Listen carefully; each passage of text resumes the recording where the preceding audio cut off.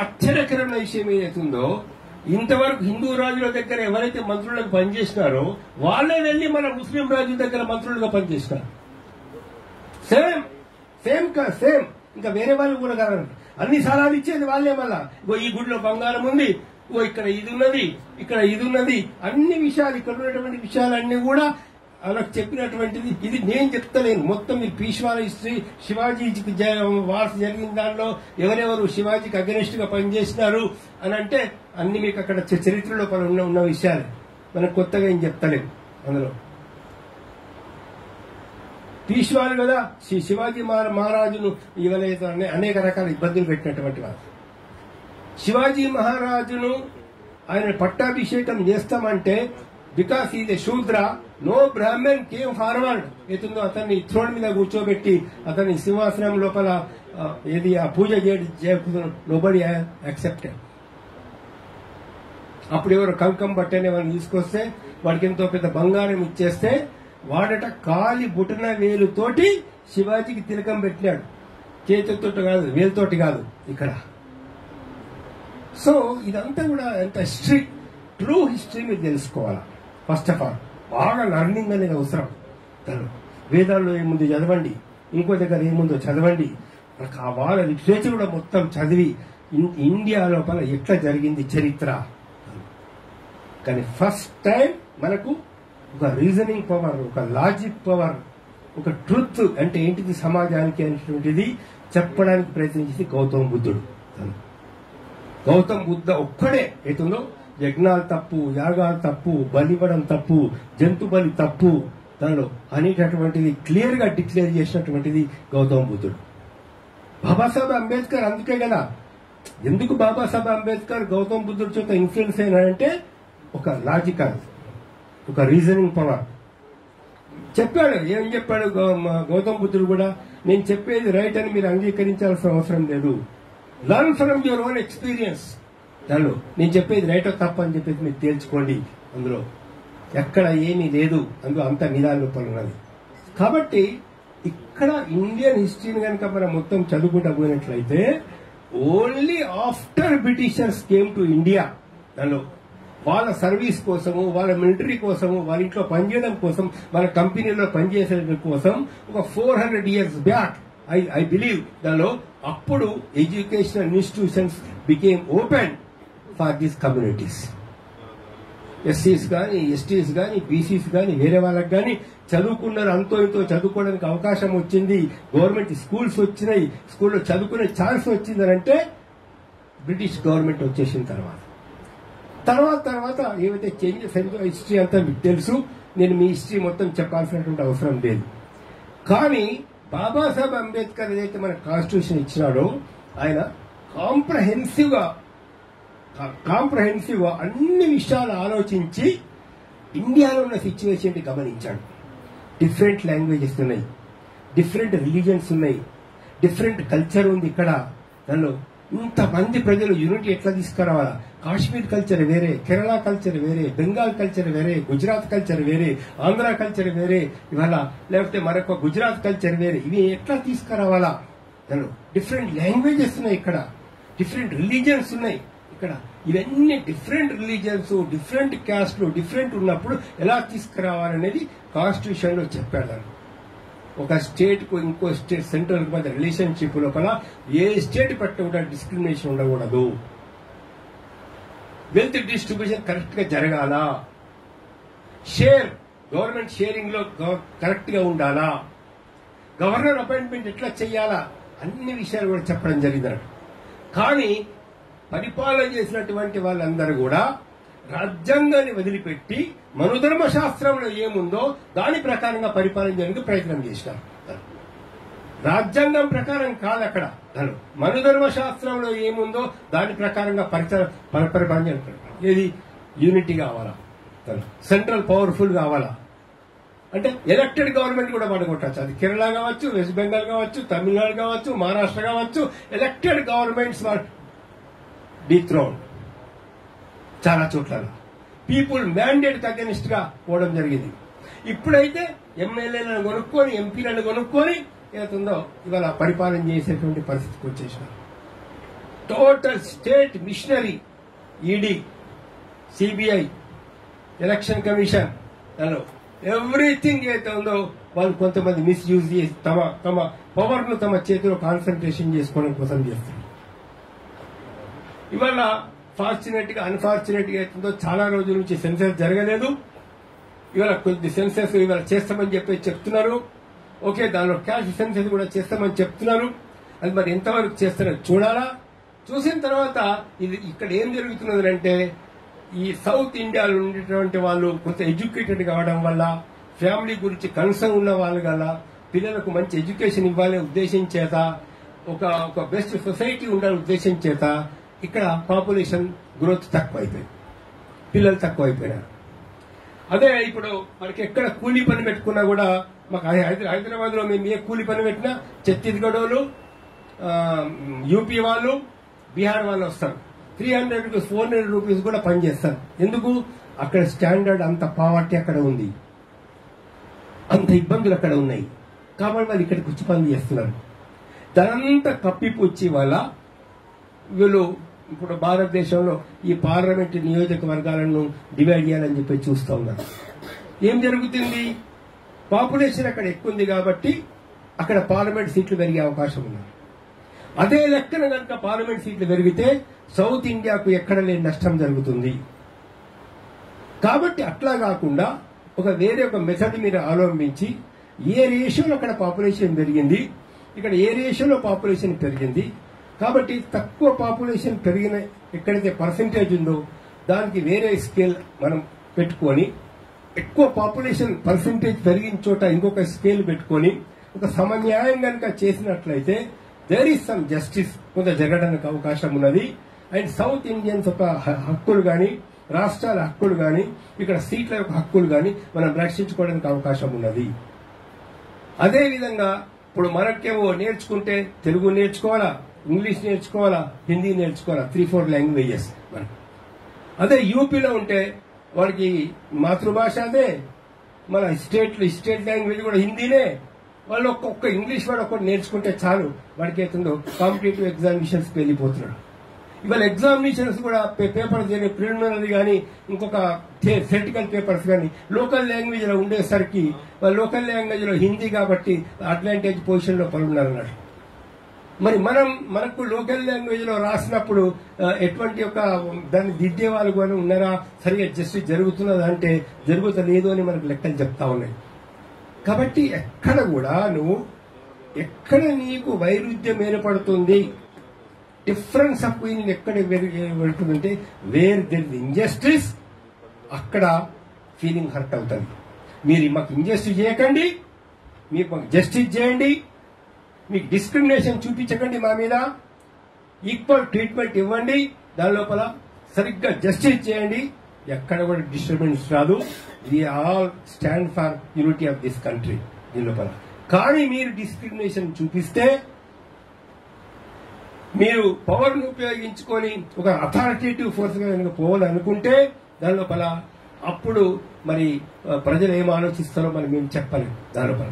So the central government should be very careful in dealing with such situations. ఏది Indian యూనిటీని రక్షించాలంటే, federalism రక్షించాలంటే, constitution రక్షించాలంటే they have to take these steps. So మీరేదైతే ఇక్కడ ఒక మూవ్మెంట్ స్టార్ట్ చేసినారో ఈ ఉద్యమానికి మీతో పాటు మేము తప్పనిసరి ఉంటాము. ఈ కంగ్రాచులేట్ అవుతుందో ఈ కార్యక్రమాన్ని ఏర్పాటు చేసినటువంటి ఆర్గనైజర్స్ అందరికి కూడా నేను రాజేష్ గారికి కంగ్రాచులేషన్ చెప్తున్నాను. మన ప్రొఫెసర్ దశరామరెడ్డి గారు, ప్రొఫెసర్ గాలి వినోద్ కుమార్ గారు, మిగతా పెద్దలు చాలా మంది ఉన్నారు. కొందరి పేర్లు తెలియవు. మనకు తీర్మారు మల్లన్న యొక్క ప్రతినిధిగా వచ్చినారు. మన హరిశంకర్ గౌడ్ మొన్ననే కలిసాము, ఒక మీటింగ్ లో మాట్లాడారు, చాలా అద్భుతంగా మాట్లాడాడు ఆయన కూడా అక్కడ కూడా. సో మీ అందరికి కూడా నేను హృదయపూర్వక ధన్యవాదాలు మేము తెలుపుకుంటూ, ఒక యూనిటీ అనేది అవసరం. అందరం కష్టజీవులం, ఎన్నో రోజుల నుంచి అప్రెషన్ కు సప్రెషన్ కు గురైన క్లాసెస్ నుంచి వచ్చినటువంటి వాళ్ళం. ఇప్పుడిప్పుడే మన వాళ్ళు పైకి వస్తున్నారు. దీని లోపల ఈ హక్కుల కొన్ని గుర్తించి, నాలెడ్జ్ ఈజ్ పవర్, బాగా నాలెడ్జ్ సంపాదించండి. దాని లోపల మన పిల్లలందరినీ డాక్టర్స్ చేయండి, మన పిల్లలందరినీ ఇంజనీర్ చేయండి, మన పిల్లలందరినీ జడ్జిలు చేయండి, మన పిల్లలందరినీ ఎంపీలు ఎమ్మెల్యేలు చేయండి. దీనిలో గొప్ప ఎక్కడెక్కడ ఆర్ట్ ఉందో కల్చర్ ఉందో దాన్ని డెవలప్ చేయండి. అసలు వాస్తవంగా చెప్పాలంటే ఇండియాలో ఉన్న టెంపుల్స్ అన్ని కట్టింది మన వాళ్ళే. ఆల్ టెంపుల్స్, ఆల్ ఆర్కిటెక్చర్ దానిపర, ఆల్ టెక్నికల్ డెవలప్మెంట్ అంతా వచ్చింది. ఆల్ టెక్నికల్ డెవలప్మెంట్ అంతా వచ్చింది ఈ కింది కమ్యూనిటీలు చేయడం వల్ల. ఇంకో విధంగా కాదు. అక్కడ అంటే ఊరికే కూర్చుంటే బుర్ర నిండా తిని కూర్చుంటే పంటలు పండాయి. డెవలప్మెంట్ కాదు. డెవలప్మెంట్ లోపల ప్రతి డెవలప్మెంట్ లో ఈ కష్టజీవుల నుంచి వచ్చినటువంటి వాళ్ళనే డెవలప్మెంట్ జరిగింది. ఒక్కొక్క ఇవాళ చెప్తే మా హిందూ టెంపుల్స్ బ్రహ్మాండంగా టెంపుల్స్ ఉన్నాయి అని ఏదో చెప్తా ఉండదు. అది ఎవరు కట్టారు నీ టెంపుల్? అది నువ్వు ముఖ్య దేవుడి విగ్రహాన్ని ఎవరు చెక్కారు? ఫస్ట్ అది గుర్తుంచుకోరు. నీ దేవుడి విగ్రహాన్ని చెక్కింది ఎవరు? అంత పెద్ద మందిరం కట్టింది ఎవరు? అందరూ ఇంత పెద్ద కోటలు కట్టినటువంటిది ఎవరు? అసలు నీకు ఆయుధాలు తయారు చేసి ఇచ్చింది ఎవరు? టోటల్ డెవలప్మెంట్ అప్పుడు కానీ ఇప్పుడు కానీ సైంటిఫిక్ గా ఈ చేసినటువంటి ఈ కమ్యూనిటీస్ వస్తాయి. కానీ ఊరికే కూర్చోండి తినే వాళ్ళ దగ్గర నుంచి సమాజం డెవలప్మెంట్ కాదు. సో ఆ యూనిటీని మనం డెవలప్ చేసుకుంటూ మీరు హర్షిస్తున్నా. ఒక బెస్ట్ స్టెప్ తీసుకుంటున్నారు, మీరు చాలా మంచి స్టెప్ తీసుకుంటున్నారు. ఒక యూనిటీ అనేది తీసుకురండి. అండ్ ఈ యొక్క మెయిన్ కాలేజ్ హై స్కూల్స్ పిల్లల నుంచి కూడా ఒక మంచి భావన, వాళ్ళ హక్కుల కోసం పోరాడే విధంగా వాళ్ళని తయారు చేయండి. మీరందరూ కూడా we are all with you. So thank you very much for giving this opportunity. Village స్థాయి నుంచి మనలాంటి భావాలు ఉన్నటువంటి రిప్రజెంట్ చేసే వాళ్ళని మీరు ఎన్నికేటట్లు చూడాలి. సర్పంచ్లుగా, మండల ప్రెసిడెంట్లుగా, అక్కడ ఎక్కడెక్కడ వీలైతే అక్కడ ఎమ్మెల్యేలుగా, ఎంపీలుగా, ఇప్పుడు ప్రొఫెసర్ గాలి కుమార్ అలాంటి రాజ్యసభకు పంపడానికి అవకాశం ఉంటే వాళ్ళు అక్కడికి పంపించడం, మాట్లాడే వాళ్ళని దీనిలో. సో ఇవన్నీ కనుక మీరు చేసినట్లయితే ఏమవుతుందంటే ఇక్కడ డిస్క్రిమినేషన్ వాళ్ళు అక్కడ క్వశ్చన్ చేస్తారు. ఇప్పుడు అంతా బూట్లు నాకేటోళ్ళు ఉన్నారు, అంటే వేరే విధంగా లాంగ్వేజ్ అనుకోకదు. ఇప్పుడు అంతా కూడా అయితే ఉందో చెంచాగిరి చేసేటటువంటి వాళ్ళు. ఇప్పుడు బాబాసాహెబ్ అంబేద్కర్ ఏం చెప్పారంటే ఎస్సీ వాళ్ళని ఎన్నుకోవాలా, ఎస్టీస్ వాళ్ళని ఎన్నుకోవాలా. 1935 అక్కడ చెప్తారు వినోద్ కుమార్ దాని గురించి వివరంగా తర్వాత. కానీ అదేమైపోయిందంటే ఇప్పుడు అన్ని కులాల వాళ్ళు కలిసి ఒక ఎమ్మెల్యేని ఎన్నుకోవాలా. ఫర్ ఎగ్జాంపుల్ మల్కాజిగురు ఉందనుకోండి, మల్కాజిగురు ఇబ్రహీంపట్నం ఎక్కడి నుంచి అన్ని కులాల వాళ్ళు కలిసి ఎమ్మెల్యేలు ఎన్నుకోవాలి. అది ఎస్సీ రిజర్వ్ కాన్స్టిట్యూయెన్సీ అయినా కూడా అన్ని కులాల వాళ్ళు ఎన్నుకోవాలనేసరికి ఏమైపోయిందనంటే వాళ్ళు ఎవరైతే డామినేటింగ్ క్యాస్ట్ ఉన్నారో ఆ డామినేటింగ్ క్యాస్ట్లు చెప్తే ఓట్లు పడతాయి కాబట్టి చాలా చోట్లల్లా వాళ్ళ క్యాండిడేటే వాళ్ళు ఎన్నుకున్న మనిషినే ఈ ఎస్సీ రిప్రజెంటేటివ్ గా, ఎస్టీ రిప్రజెంటేటివ్ గా ఎమ్మెల్యే ఎంపీ అవుతున్నాడు. ఇది మనం పోగొట్టాలా.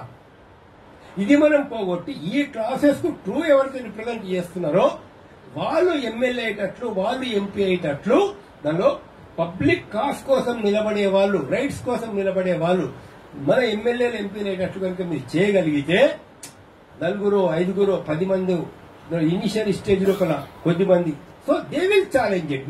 మీరన్నీ ఇప్పుడు మీరు ఎట్లయితే ఫైట్ చేస్తున్నారో అట్లా వాళ్ళు ఫైట్ చేసే విధానం తయారు చేస్తే some justice can be done. 4 పేర్లు పోయినాయి హైకోర్టు జడ్జిలుగా. ఎవరి పేర్లు పోయినాయి? ఎందుకు పోయినాయి అంటే వడ్డించేవాడు మనవాడైతే ఎక్కడ కూర్చున్నా పర్వాలేదు అన్నట్లు వాళ్ళు వాడికి తెలియలేకపోయినా, నాలెడ్జ్ ఉన్నా నాలెడ్జ్ లేకపోయినా, ఇంటిగ్రిటీ లేకపోయినా వాళ్ళ కులమోడైతే వాడి పేరు రికమెండ్ చేసి పంపించే పద్ధతులు చాలా చోట్ల జరిగినాయి దీనిలో. సో అది పోవాలి అని అంటే టాలెంట్ ఉన్న వాళ్ళకు రావాలా, ఇంటిగ్రిటీ ఉన్న వాళ్ళకి రావాలా, హానెస్టీ ఉన్న వాళ్ళకి రావాలా, సిన్సియారిటీ ఉన్న వాళ్ళకి రావాలి. అంటే మీరు చూడండి జస్టిస్ రామస్వామి జడ్జిమెంట్లు కానీ, జస్టిస్ ఎంఎన్ రావు గారి యొక్క జడ్జిమెంట్లు కానీ, ఎవరెవరైతే ఈ కులాలకి వచ్చినటువంటి వాళ్ళ జడ్జెస్ చెప్పిన జడ్జిమెంట్స్ ఎంత అద్భుతమైనటువంటి జడ్జిమెంట్స్ ఉన్నాయి దానిలో. సో టాలెంట్లు ఏం తక్కువ కాదు మన వాళ్ళు ఎక్కడ కూడా దానిలో. And it the same time character కూడా మెయింటైన్ చేయాల్సిన అవసరం ఉంది. నువ్వు నలుగురికి చెప్పాలి అంటే నీలో మారల్ కెపాసిటీ నీకు ఉండాలా. ఉంటే నువ్వు నలుగురికి చెప్పగలవు. మనలోనే మారల్ కెపాసిటీ లేకపోతే మనం ధైర్యంగా చెప్పలేము. This you have to keep in your mind అన్నమాట. నీ వైపు మన వైపు ఇప్పుడు అంటే ఒకసారి ఏమైపోయిందంటే జస్ట్ 1 minute నేను ఒక 5-6 మంది జడ్జెస్ కలిసి జస్టిస్ బిఎస్ఎస్ స్వామి గారి దగ్గర పోయి కూర్చుని మాట్లాడుతున్నాం. ఏంటంటే వాళ్ళు మనొక ఆఫీసర్ అంటున్నారు, సరే మన ఆఫీసర్ ఎస్సీ ఆఫీసర్ అని వాళ్ళు కావాలని ఒక కరప్షన్ కేసు పెడుతున్నారు ఇతని మీద అని ఏదో ఏసీబీ రేడ్ చేయించున్నారు అది ఇది అని చెప్పారు. సో బిఎస్ఎస్ స్వామి ఒకటే మాట చెప్పారు, అగ్ర కులాలకు చెందినటువంటి ఒక ఆఫీసర్ అయితే ఐఏఎస్ గాని ఐపీఎస్ గాని జడ్జి గాని ఎవరైనా గాని ఓ ఇంజనీర్ గాని అయితే వాడి దగ్గర 50 కోట్లు దొరికినా కూడా వాడు ఏమంటే వాళ్ళ నాయనమ్మ పేరు మీద 100 ఎకరాలున్నాయి, వాళ్ళ తాత పేరు మీద 50 ఎకరాలున్నాయి, వాళ్ళ అత్త పేరు మీద ఇంత ఉన్నది, వాళ్ళ ఇంట్లో బంగారం ఉన్నది, దాన్ని కన్వర్ట్ చేసుకొని కొనుక్కున్నారంట. మరి నీ అయ్యకు గుడిసా, నీ తాతకు గుడిసే, నీ మామకు గుడిసే, నీ మామ తండ్రికి గుడిసే, అక్కడ అర్ధ ఎకరం కూడా భూమి లేదు, నువ్వు 5 కోట్లు పెట్టి నువ్వు బిల్డింగ్ కొంటే ఎక్కడికి వెళ్ళి వచ్చిందని చూపిస్తావు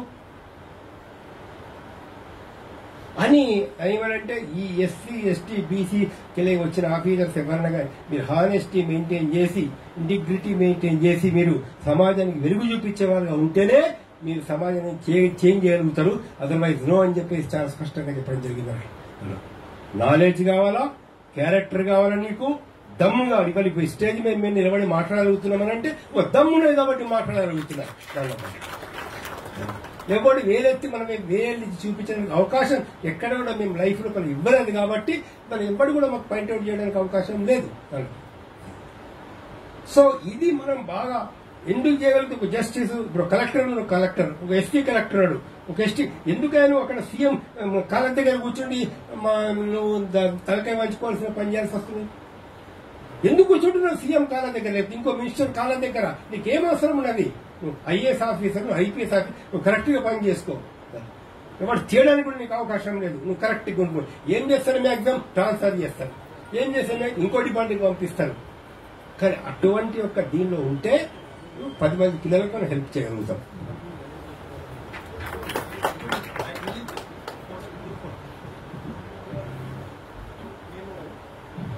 కర్ణాటకలో ప్రజెంట్ అయితే 5 రాష్ట్రాల కమిటీలు ప్లస్ రీజనల్ కమిటీలు సెంట్రల్ కమిటీ ముందు ప్రజెంట్ అయితే only Karnataka committee notification release చేస్తున్నాం సార్. వచ్చిన గెస్ట్లతో ప్రజెంట్ ఒక నోటిఫికేషన్ రిలీజ్ చేసి, సార్ ఏదో బిజీ షెడ్యూల్ ఉందంట, ఒకసారి నోటిఫికేషన్ ఆల్రెడీ గ్రూప్ లో పోస్ట్ చేయడం జరిగింది. ఒక్కసారి state committee sir, it is దాదాపు ఒక 71 పేజీలు ఉంది ఓన్లీ కర్ణాటక కమిటీలకు. దాంట్లో అందరికీ కూడా ప్రాధాన్యం జరిగిందంటే విశేషం ఏంటంటే రాష్ట్ర ప్రెసిడెంట్ కావాలి అంటే కర్ణాటకలో ఉన్న 31 జిల్లాల నుంచి అతను నామినేట్ చేసుకోబడాలి. 31 డిస్ట్రిక్ట్స్ నుంచి నామినేట్ చేస్తే అతను ప్రెసిడెంట్ అవుతారండి. జనరల్ సెక్రటరీ కూడా కొన్ని క్వాలిఫికేషన్స్ డ్యూటీస్ అనేవి కూడా పెట్టినాము. ఎందుకంటే దీన్ని కొంచెం క్లిష్ట పరిస్థితుల్లో ఉన్న గ్రాస్ రూట్ లెవెల్లో మన కమిటీస్ అనే ఫామ్ ఉద్దేశంతో ఆర్థికంగా సామాజికంగా అర్ధబలం అంగబలం అన్నిట్లో ముందుకెళ్లాలని మేము ఈ కమిటీస్ ఏర్పాటు చేయాలని కొంచెం డ్రాఫ్ట్ చేయడం జరిగింది సార్. Thank you. పెద్దలు ఫనీ గారిని కూడా స్టేజ్ మీదకి వచ్చి రిలీజ్ చేయాల్సిన కోరుతున్నాను. 1 సెకండ్.